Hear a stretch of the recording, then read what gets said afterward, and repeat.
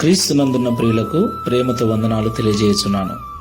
మార్చి నెల 9వ తేదీ 2025.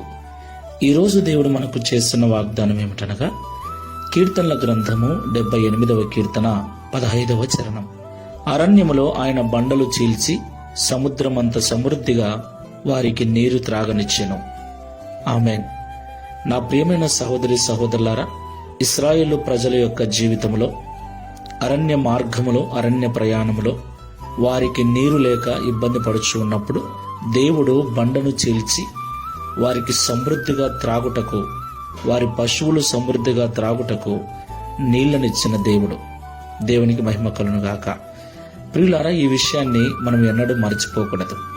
దేవుడు నిన్న, నేడు, నిరంతరం ఏకరీతిగా ఉన్నవాడు. ఆయన మారనివాడు. నాడు ఇశ్రాయేలు ప్రజల జీవితంలో చేసిన దేవుడు నేడు ఆత్మీయముగా ఇశ్రాయేలీయులమైన మన జీవితంలో కూడా చేయుటకు సమర్థుడు, చాలిన దేవుడై ఉన్నాడు. దేవునికి మహిమ కలుగును గాక. కాబట్టి నా ప్రియమైన సహోదరి సహోదరులారా, నీ జీవితంలో ఎలాంటి కొరతలతో ఉన్నావు, ఎలాంటి ఇబ్బందులతో ఉన్నావు, ఆర్థికపరమైన కొరతల, ఆరోగ్యపరమైన కొరతన, ఎలాంటి కొరత నీ జీవితంలో అనుభవిస్తున్నావు, సమృద్ధి లేక బాధను అనుభవిస్తూ ఉన్నావా?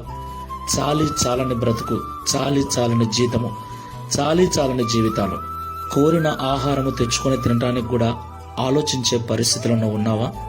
భయపడద్దు. నీవు నేను ఆరాధిస్తున్న దేవుడు సమృద్ధిని అనుగ్రహించగలవాడు.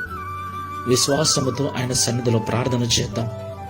తప్పకుండా దేవుడు ఆకాశపు వాకిళ్లు విప్పి మనకు కావలసిన ఈవులన్నిటినీ అనుగ్రహిస్తాడు. ప్రార్థన చేసుకుందాం. ప్రేమ స్వరూపుడైన Download ShareChat.